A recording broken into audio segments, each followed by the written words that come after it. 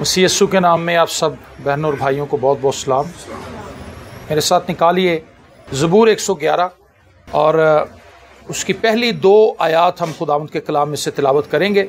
ज़बूर 111 की पहली और दूसरी आयत। और खुदावंद के कलाम में यूँ लिखा है, खुदावंद की हम्द करो, मैं रास्तबाजों की मजलिस में और जमायत में अपने सारे दिल से खुदावंद का शुक्र करूँगा। खुदावंद के काम अजीम हैं, जो उनमें मसरूर हैं उनकी तफ्तीश में रहते हैं। आमीन।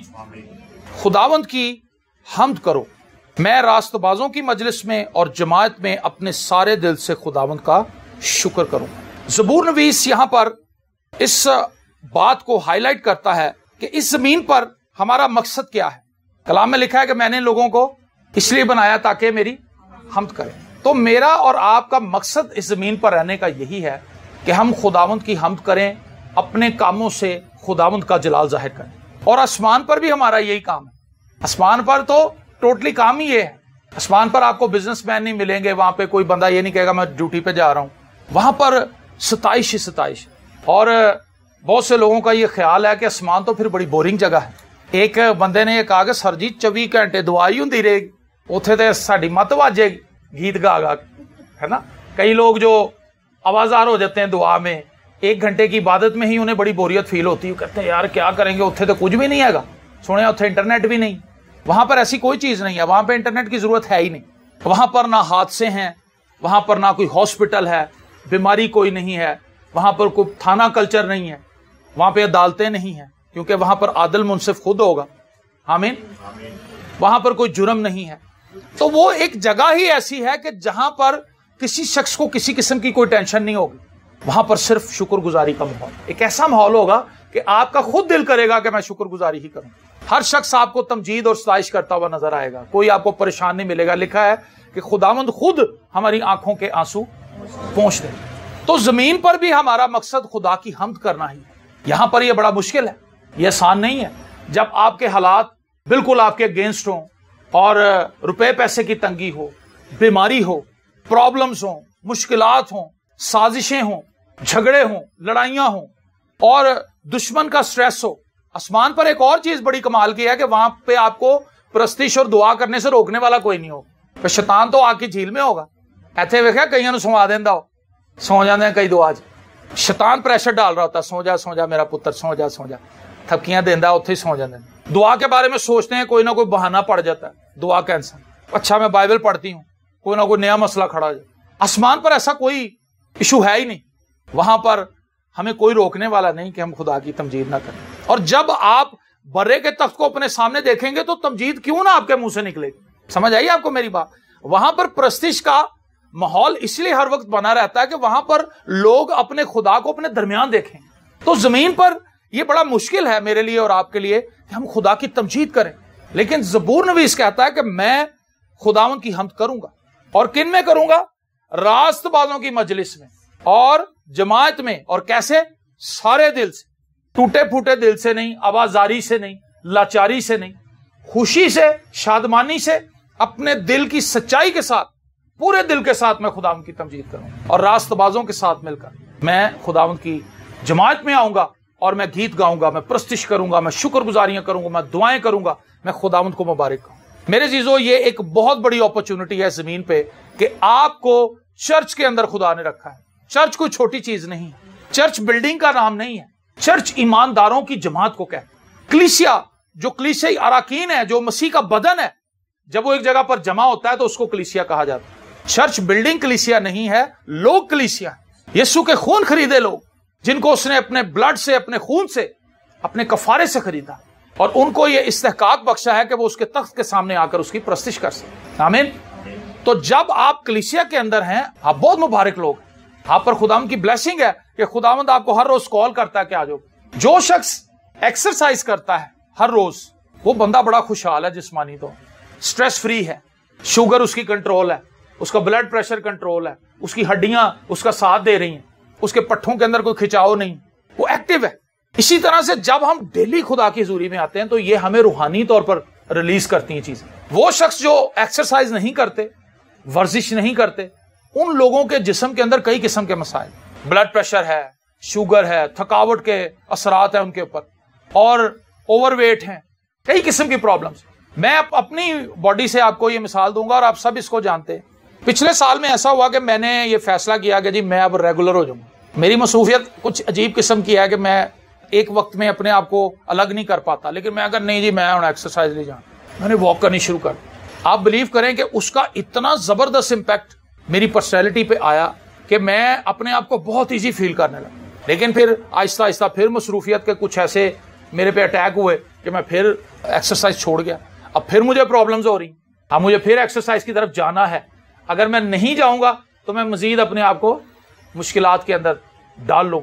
تو اسی طرح سے وہ لوگ جو دعا نہیں کرتے, جو خدا کی شکر گزاری نہیں کرتے, جو حمد نہیں کرتے, وہ کئی قسم کے روحانی مسائل کے اندر گھرے رہتے. نیند نہیں آ رہی, ڈر لگ رہا ہے, خام خواہ کا ایک خوف لگا ہوا انہیں کچھ ہونے والا ہے. میرا دل بڑا گھبرا رہا ہے پاجی صاحب, اے کچھ ہونے والا ہے. کی ہونے والا باجی پتہ نہیں یار, کچھ ہونے والا ہے.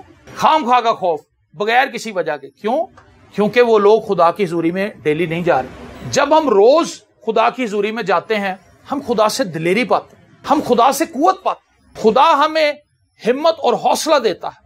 ہمارے مسائل چاہے اپنی جگہ پر ہی رہیں, لیکن ہمیں یہ پتا ہوتا ہے کہ خدا ہمارے تمام معاملات کو ہینڈل کیے ہوئے ہے. خدا ہمیں ڈوبنے نہیں دے گا, خدا ہمیں تباہ نہیں ہونے دے گا, خدا ہمیں بچا لے گا. تو زبور نویس کہتا ہے کہ میں راست بازوں کی مجلس میں اور جماعت میں اپنے سارے دل سے خدا ان کا شکر کروں گا. یہ اچھی بات ہے کہ آپ اپنے گھر میں دعا کریں, آپ اکیلے دعا کریں, لیکن یہ بھی بہت اہم بات ہے کہ آپ خداوند کے گھر میں آئیں. یہ خداوند کی رسپیکٹ کرنے والی بات. کیا یہ اچھی بات ہے کہ ہم صرف یہ کہیں کہ خدا دے مینوں گھر ہی مل لیندا؟ یہ خدا کی رسپیکٹ نہیں ہے. آپ خدا کے گھر نہ آئیں, آپ خدا کو کہیں تو ڈیلی وزٹ کر مینوں, یہ انسلٹ ہے خدا کی. اور بہت سے لوگ سال ہر سال سے خدا کی انسلٹ کر, وہ پادریوں کو اپنے گھر میں بلاتے ہیں. انہوں نے ایک طریقہ کار بنا لیا ہے, وہ ایک ہفتے کسی پادری کو بلاتے ہیں, اگلے ہفتے کسی کو بلاتے ہیں. وہ کہتے ہیں بھی ساڈے گھر چ بس عبادت ہوندی رہے, اسی نہ کریے, لوگ آگے کر دینا ہے نا. لیکن اس سے کیا انہیں کچھ فائدہ ہوتا ہے؟ بالکل نہیں ہوتا. کیونکہ ان لوگوں کے اندر یہ جذبہ نہیں کہ وہ خود چل کر خدا کے گھر میں جائیں. خدا کے گھر میں آ جانا, اس کے گھر میں بیٹھ جانا ہی اپنے آپ میں ایک بہت بڑی بلیسنگ. بنی کورہ کا مزمور ہے, اس میں وہ کہتا ہے کہ شرارت کے خیموں میں بسنے سے بہتر ہے کہ میں خدا کے گھر کا دربار نہیں بن جاؤں, چوکی داری بن جاؤں, باہر آگے بہ جاؤں.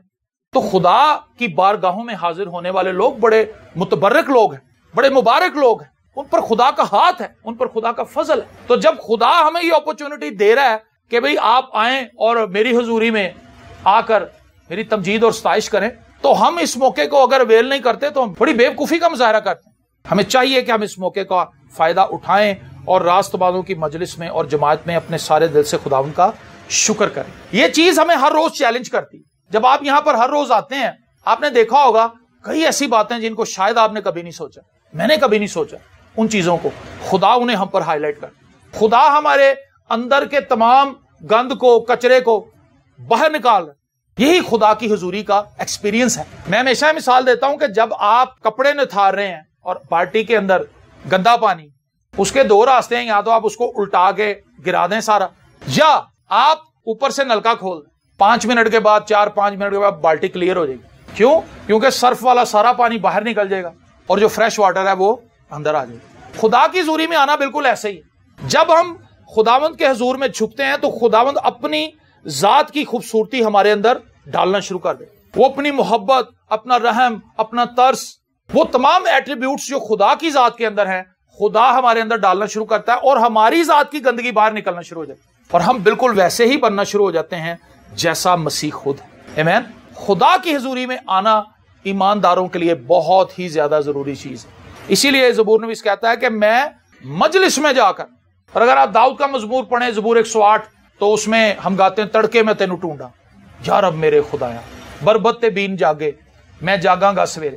داؤد جو ہے وہ خالی ہیکل میں جا کے ہی پرستش نہیں کرتا تھا, وہ اپنی تنہائی میں بھی خدا کی پرستش کرتا. وہ بھیڑ بکریاں چراتا تھا, ساتھ اپنا ساز لے جاتا تھا, اور وہ وہاں پر بربت کے اوپر گیت گاتا تھا, زبور گاتا تھا, خدا کی پرستش کرتا تھا. میں کبھی کبھی سوچتا ہوں اس کی بھیڑیں بھی بلیس تھی جی, وہ سنتی تھی. انہوں نے داؤد کی ورشپ سنی. داؤد وہ آدمی جو فرشتوں کو کہتا ہے کہ سریلی آواز میں گاؤ.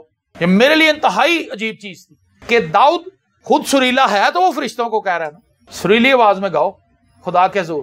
یہ بڑی بات ہے. تو خداوند کی پرستش کرنا، خداوند کی تمجید کرنا داؤد کے لیے ایک بڑی اہم بات تھی، اور داؤد خدا پر توکل کرتا تھا۔ جب ہم خداوند کے پاس ڈیلی آتے ہیں، اس سے ملتے ہیں، خداوند اپنی ذات کا مکاشفہ ہمیں دیتا ہے، اور جس شخص کے پاس خدا کی ذات کا مکاشفہ ہے وہی خدا پر ٹرسٹ کر پاتا ہے۔ جو ہر روز خدا کے پاس آئے گا وہ خدا کو واضح دیکھے گا، جو خدا کے پاس نہیں آتا اس کو تو خدا بڑا دھندلا نظر آتا ہے، انہوں نظر ہی نہیں آتا خدا۔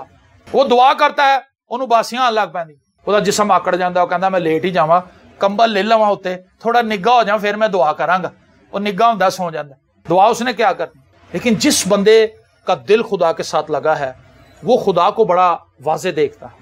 اور آگے وہ کہتا ہے دوسری آیت میں، خداوند کے کام عظیم ہیں۔ جو لوگ خداوند کی پرستش کرتے ہیں، خداوند کی ستائش کرتے ہیں، خداوند اپنے کام انہیں دکھاتا ہے۔ شریروں کو تو خدا کے کام نظر بھی نہیں آتے۔ ڈیلی یہ جو سورج چمک رہا ہے، لکھا ہے خدا اپنا سورج نیک اور بدوں دونوں پر چمکاتا ہے۔ شریر کا بھی اس کے لیے شکر گزار ہوا ہے کہ آج خدا نے دن چڑھایا، خدا نے رات بخشی ہے۔ شریر تو اپنے کاموں میں لگا ہے، شریر خدا کے عظیم کاموں کو کبھی جان ہی نہیں پاتا۔ لیکن وہ شخص جس نے خداوند سے نجات پائی ہے، جو خداوند کے ساتھ ہے، اسی کو خداوند کے عظیم کام نظر آتے ہیں، اور وہی خدا کی شکر گزاری کرتا ہے۔ آمین۔ اور لکھا ہے جو ان میں مسرور ہیں ان کی تفتیش میں رہتے ہیں۔ جو خدا کے عظیم کاموں کو دیکھنے کے خواہش مند ہیں، جنہوں نے دیکھا ہے، شکر گزاری کرتے ہیں، اور ماضی کے اندر جو خدا کام کر آیا ہے ہمارے آباء و اجداد کی زندگی میں، ان کو پڑھتے ہیں۔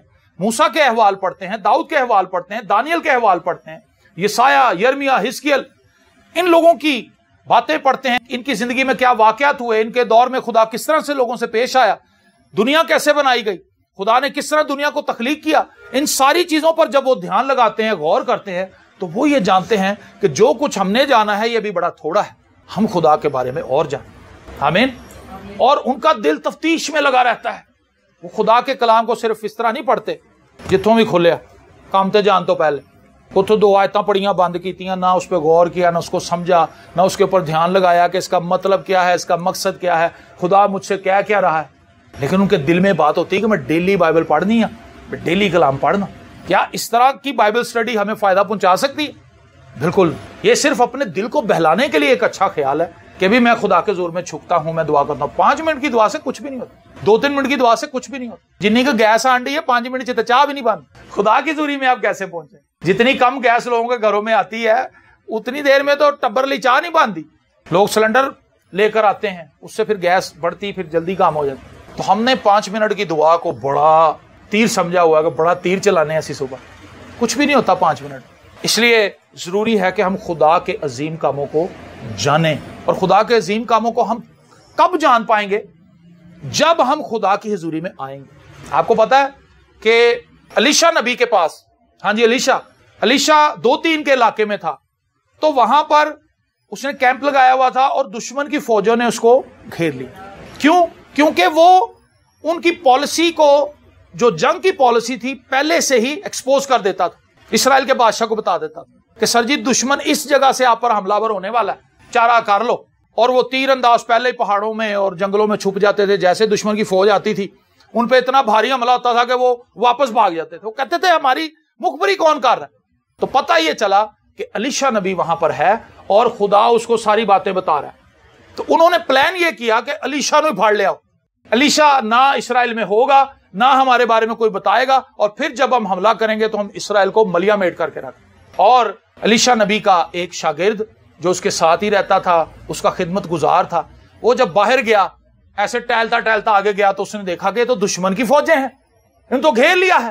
اس کو سمجھ آ گئی کہ میرا باس جو ہے وہ اس وقت دشمن کی نظر میں ہے، اور وہ یقیناً الیشا کو ہی اٹھانے آئے، یا اس کو ماریں گے یا اس کو اپنے ساتھ قیدی بنا کے لے جائیں گے۔ وہ بھاگا واپس آیا کیمپ۔ اس نے کہا میرے مالک ایک بڑی بیڈ نیوز ہے میرے پاس، ہمیں دشمن نے گھیر لیا اور دشمن کی تعداد بہت زیادہ ہے۔ اس نے کہا خداوند اس کی آنکھیں کھول تاکہ یہ ان کو دیکھ سکے جو ہمارے ساتھ ہیں۔ آمین۔ الیشا خدا کی حضوری میں تھا، اس کا شاگرد خدا کی حضوری میں نہیں تھا۔ وہ کچھ الگ منظر دیکھ رہا تھا، الیشا الگ منظر دیکھ رہا۔ اور الیشا نے پھر دعا کی، اس نے کہا خداوند اینو بھی وہ منظر دکھا جڑا میں دیکھ رہے ہیں۔ اور جب وہ باہر گیا اور اس نے جب پہاڑوں پر نگاہ لگائی تو اس نے دیکھا کہ وہاں پر آتشی رتھ کھڑے اور ان کی تعداد کاؤنٹلیس تھی۔ پریز دی لارڈ۔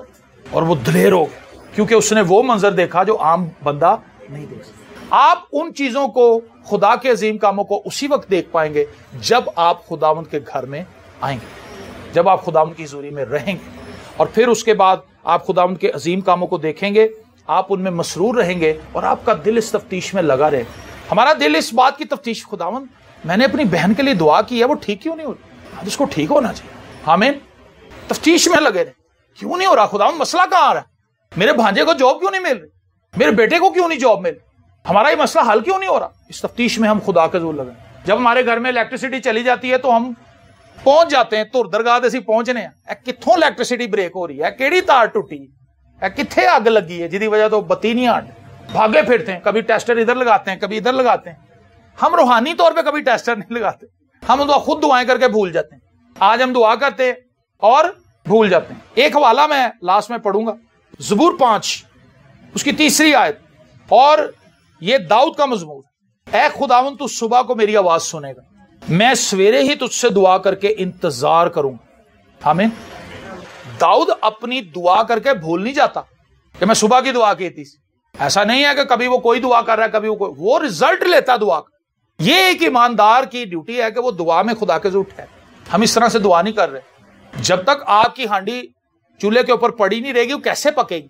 ایسے تو نہیں ہے کہ آپ نے ہانڈی چڑھائی، ساری سبزیاں ڈالی، چولہا بال کے بند کر، وہ جب آپ بھول گئے، پھر بھوک لگی، ہاں میں ہانڈی چڑھائی ہوئی ہے، اور جب آپ دیکھیں چولہا بھی بند، سب کچھ بند ہے، ہانڈی تو اتھے ہی پئی ہونی۔ ہماری بہت سی دعائیں ہمیں خود بھول جاتی ہیں، ہمیں یاد ہی نہیں رہتی کہ ہم نے کیا دعائیں کی۔ اسی لیے میں ہمیشہ کہتا ہوں کہ جو تھوڑا بہت پڑھ لکھ سکتے ہیں اپنی یادداشتیں بنائیں۔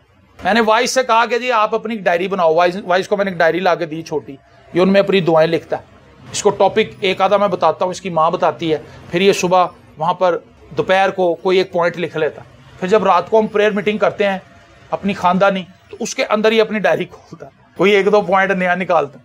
مطلب اس کو پتا چل رہا ہے کہ ان چیزوں کے لیے دعا کرنی ہے، اور پھر جب کوئی چیز میں یہ بہتری دیکھتا ہے تو یہ اس کو پتا چل جاتا ہے، یہ کہتا ہے کہ پاپا اس کے لیے تم دعا کر رہے تھے، یہ تو خدا کام کر رہا ہے۔ لیکن اگر ہمیں پتہ ہی نہیں کہ ہم دعا کیا کر رہے ہیں، بس وہ ٹھیک ہے لگے رہیے۔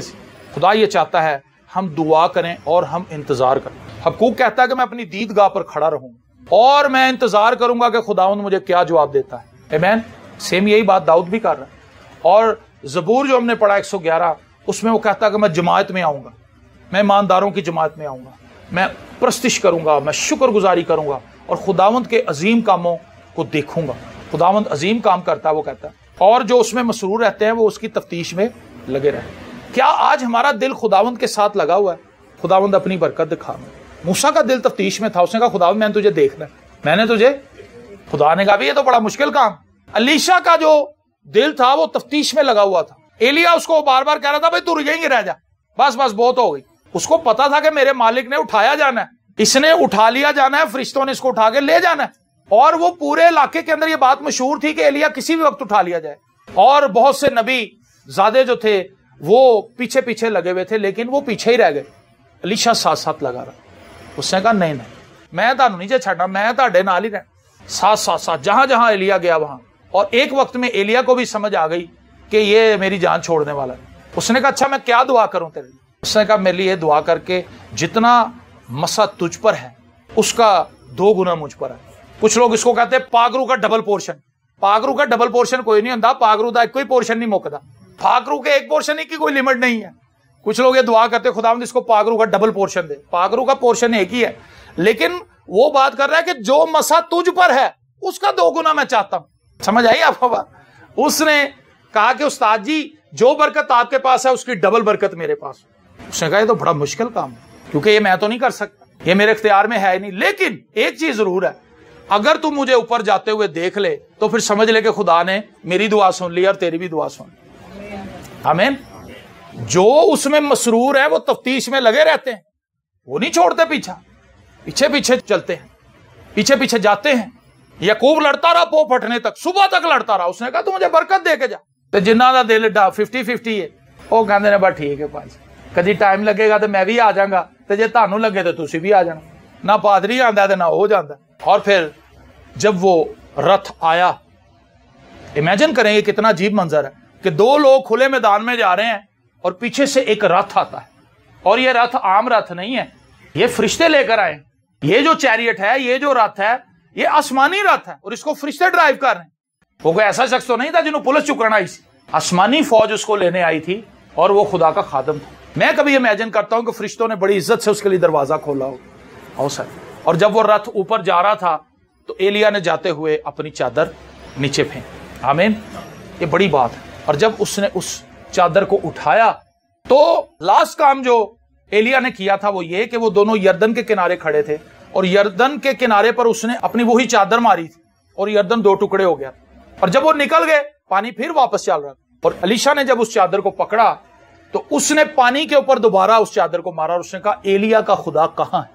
بڑی کمال کی بات، مطلب وہ ٹیسٹ کرنا چاہتا تھا کہ جو چیز میں مانگ رہا تھا کیا واقعی خدا نے مجھے وہ دے دی ہے، ایلیا کا خدا کہاں ہے؟ اور جیسے ہی اس نے پانی کے اوپر چادر ماری پانی دوبارہ سے 2 ٹکڑے ہو۔ اس کا مطلب ہے کہ جہاں ایلیا اینڈ کر کے گیا تھا الیشا نے وہاں سے آغاز کیا۔ آمین۔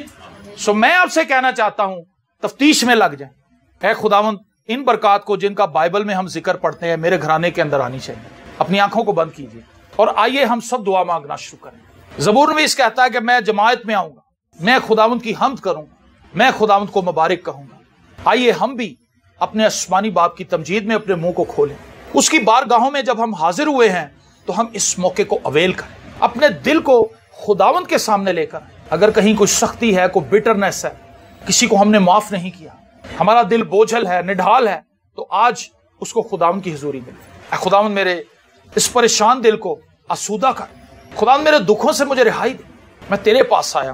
تو عظیم کام کرنے والا خدا ہے، تجھ سے کوئی بھی کام ایسا نہیں جو بن نہیں پڑتا، تو سب کچھ کرنے کی قدرت رکھتا ہے۔ تو مجھے شفا بھی دے سکتا ہے، تو مجھے پیسے بھی دے سکتا ہے، تو خدا مجھے حمد اور ستائش کے نغموں سے بھی بھر سکتا ہے، مجھے نجات بھی تو نے ہی دی ہے۔